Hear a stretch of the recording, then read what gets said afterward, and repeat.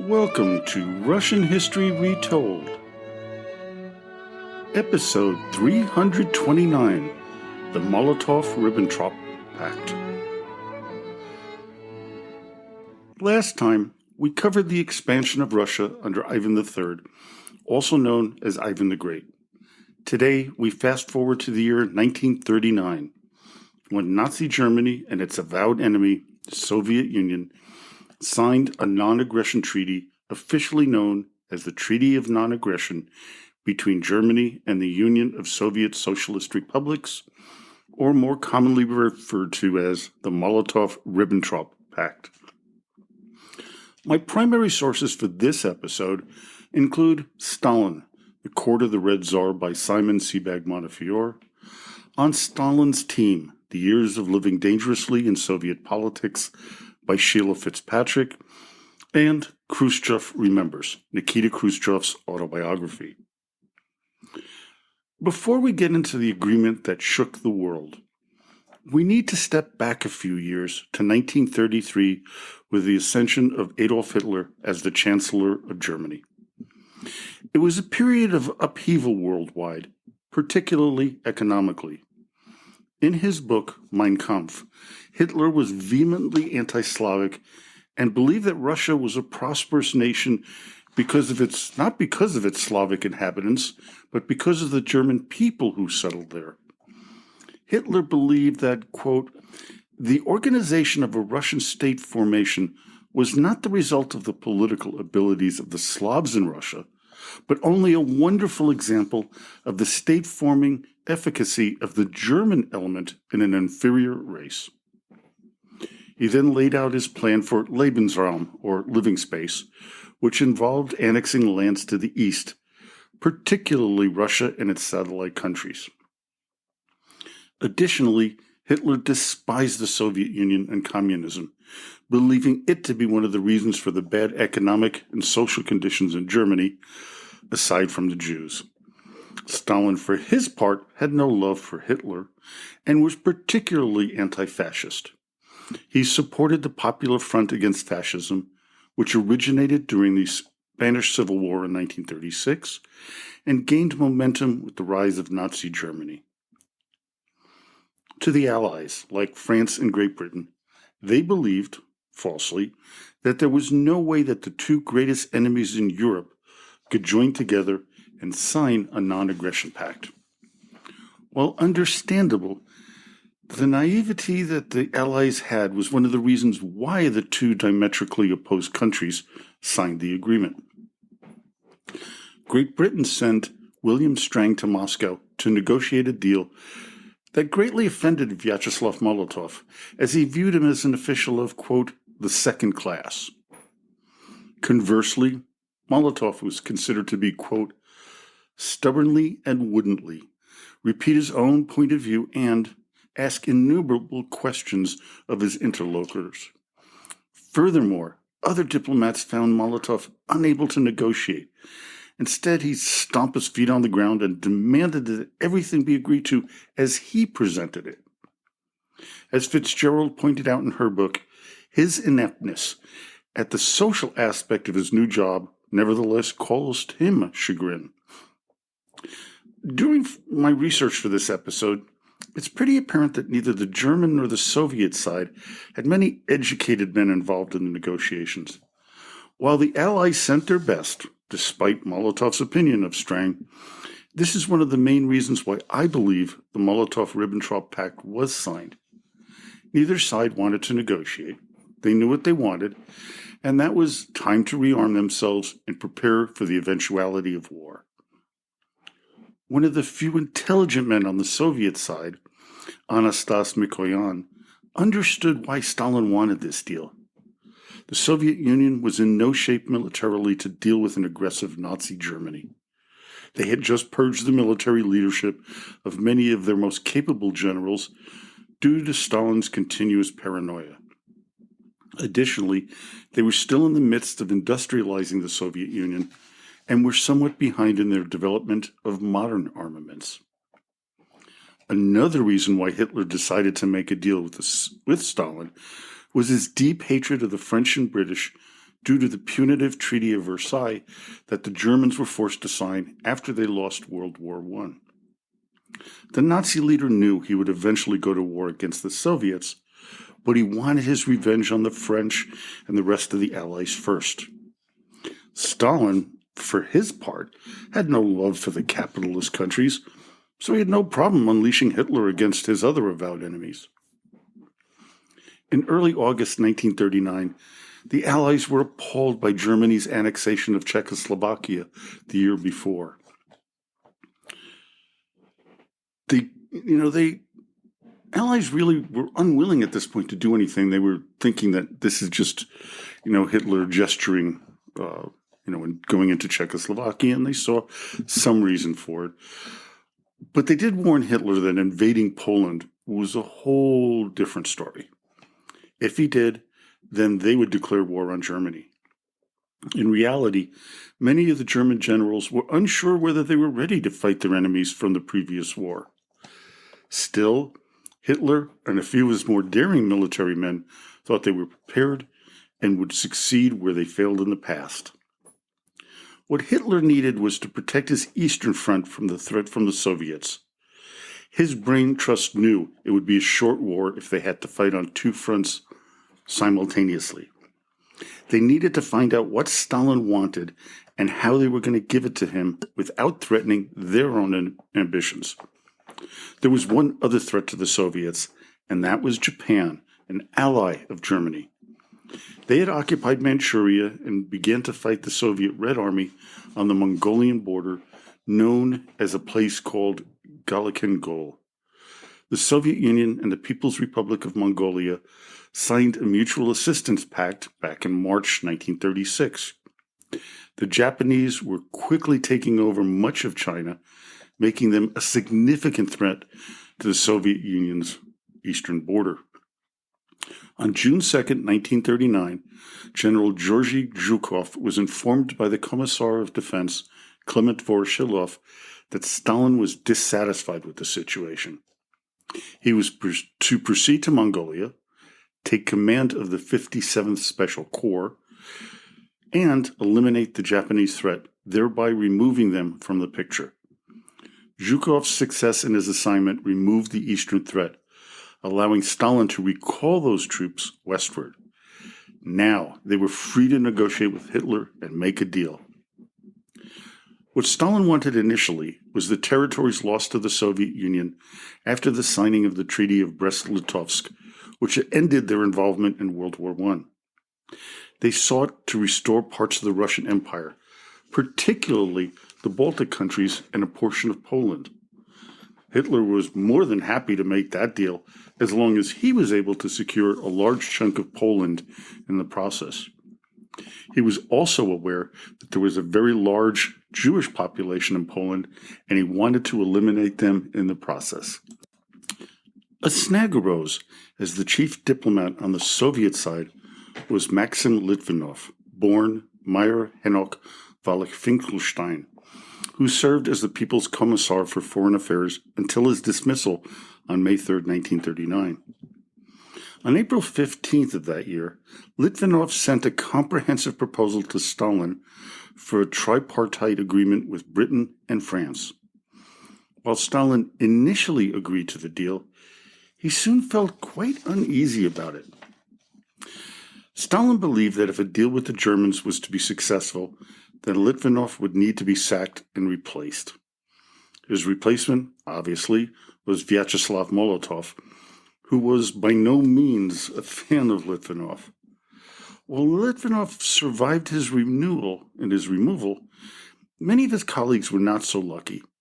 The most significant aspect of the change was that a major obstacle to the Soviet-German negotiations was no longer present. Several historians that I've read, and I found this kind of hard to believe, they thought that Stalin and Hitler had actually a mutual affinity for one another as dictators. But that's kind of an unproven myth. They truly hated each other personally, as well as being ideologically opposites.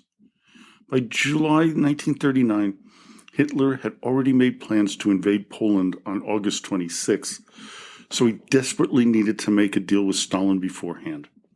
He decided that the right person to negotiate a deal was Joachim von Ribbentrop. Now, Ribbentrop was a very close associate of Adolf Hitler's, going back to a time before he was named Chancellor of Germany in 1933. While the Fuhrer believed in Joachim, many of his other associates did not. They regarded him as an unintelligent, superficial, and a person lacking in talent. He was first named ambassador to Great Britain in 1936, then elevated to foreign minister of Germany in 1938. Before negotiating the non-aggression pact with the Soviet Union, he put together the Pact of Steel between fascist Italy and Nazi Germany. Ribbentrop also worked to break down the negotiations between Japan and the United States prior to their attack on Pearl Harbor. The idea of signing a non-aggression pact between the Soviet Union and Germany began in April 1939. While no negotiations were held between then and July, the thinking within the Kremlin and Berlin was that a deal had to be made despite the hatred that existed between the two leaders. According to German historian Gerhard Weinberg, quote, "The Soviet Union had wanted good relations with Germany for years and was happy to see that feeling finally reciprocated." On August 23, 1939, two Focke-Wulf Condors carrying German diplomats, officials, and photographers, totaling of about 40 people, landed in Moscow. The Soviet Red Army greeted them playing Deutschland, Deutschland über alles as the Germans deplaned. After being driven by a limo to an office building near Stalin's office, they were greeted by Alexander Poskrebyshchev, the boss's personal head of the chancellery. While it was always assumed that Molotov would greet the German officials, there was a bit of a surprise as Stalin himself showed up. And now this was highly unusual, as he normally did not greet foreign dignitaries. This indicated to the Germans that the Soviets were serious about making a deal. In his autobiography, Khrushchev remembers the day before the Germans arrived in Moscow. He had told Stalin that he intended to go hunting with Bulganin and Malenkov on August 23rd. Stalin supposedly told him, quote, "Go right ahead. There'll be nothing for you to do around here tomorrow.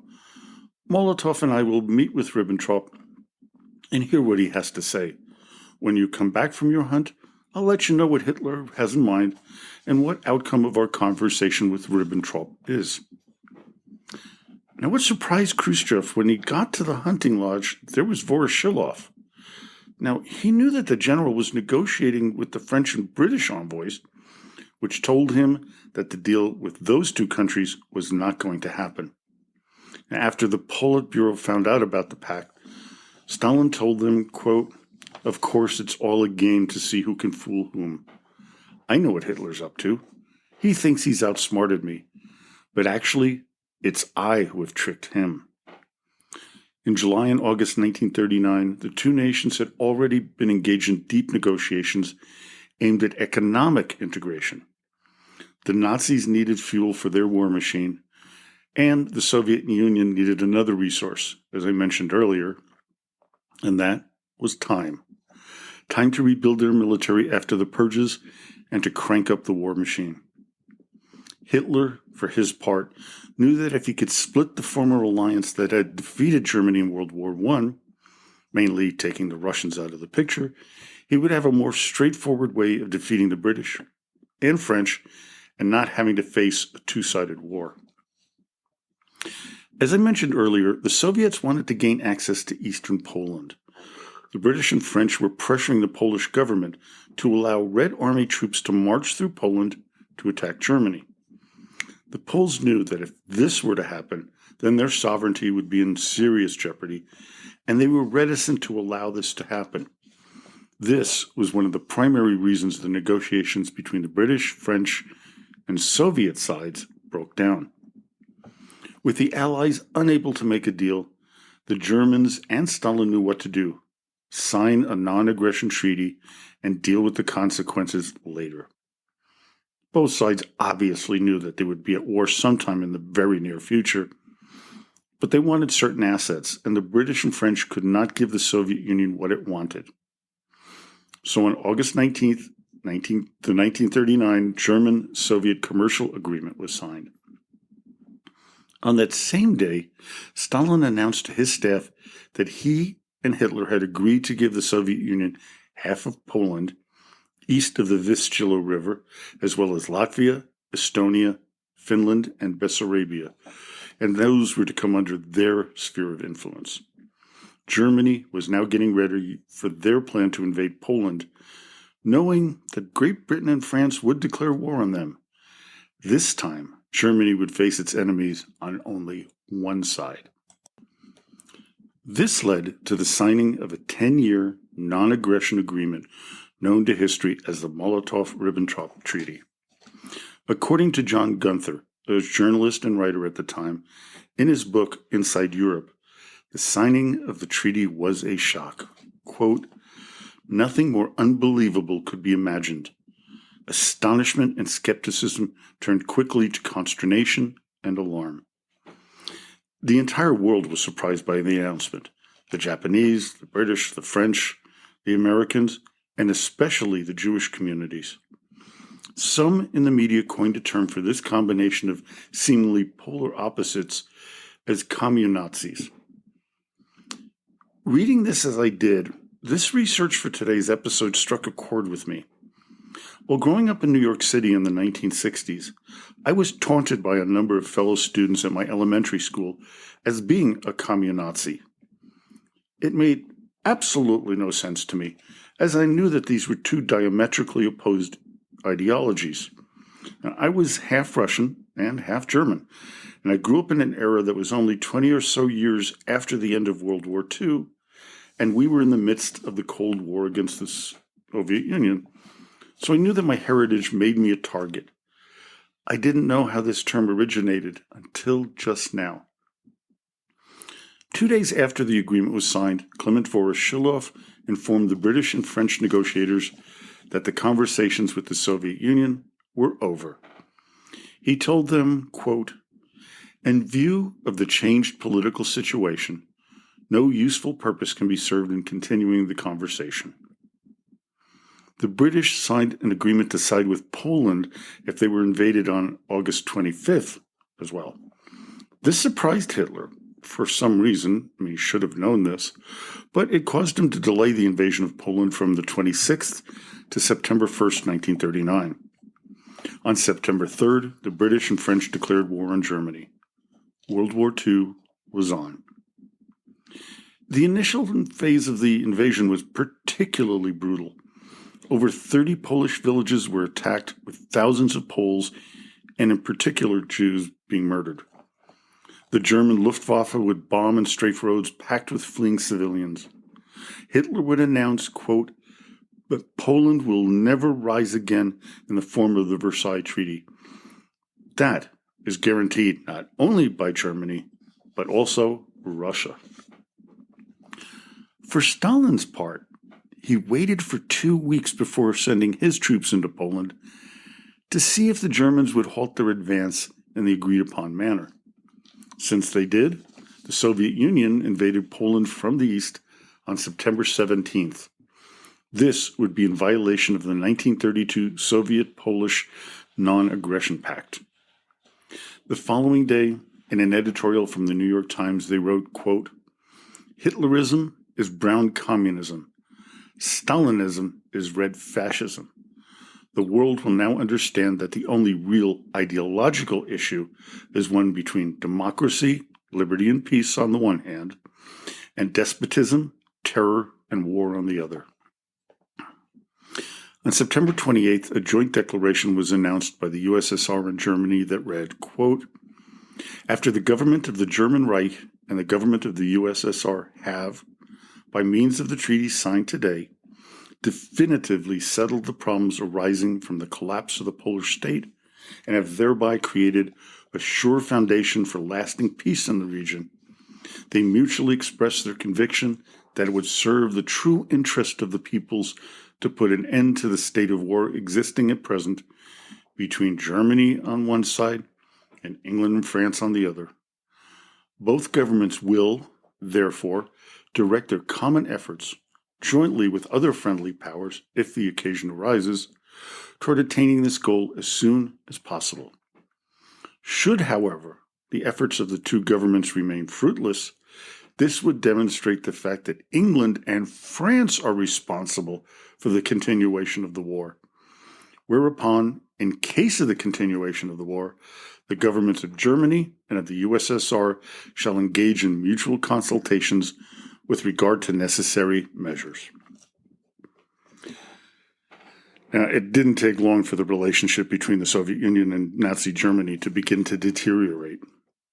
By the summer of 1940, Stalin paused the economic agreement due to disagreements over the control of Romania. Stalin also became increasingly optimistic about the future against Germany, as they were having a really hard time against the British in their air battles. Molotov was dispatched to Berlin to negotiate issues related to the division of Europe and other occupied territories after the war. While no deal could be made, Molotov returned to the Soviet Union. The photograph of Hitler shaking hands with Molotov was the picture that my grandfather hung on his wall in Germany. The SS had demanded that he have the mandatory photo of Hitler in plain sight in his apartment. And this is the one that he picked. That man had guts. Now, as we know, Germany broke the deal between the two countries at 3:15 a.m. on June 22, 1941, by launching a massive attack on the Soviet Union known as Operation Barbarossa. The invasion will be covered beginning 2 episodes from now in what I imagine will be a multi-part series. Well, I hope you enjoyed today's episode. Join me next time for a special show when I interview David Shavitz, author of the upcoming book Raiders, Rulers, and Traitors. It's a truly fascinating work that delves into Russia's historical connections to horses, as well as the cultural affinity between the Golden Horde and Muscovy, among other topics. So, until next time, до свидания и спасибо за внимание.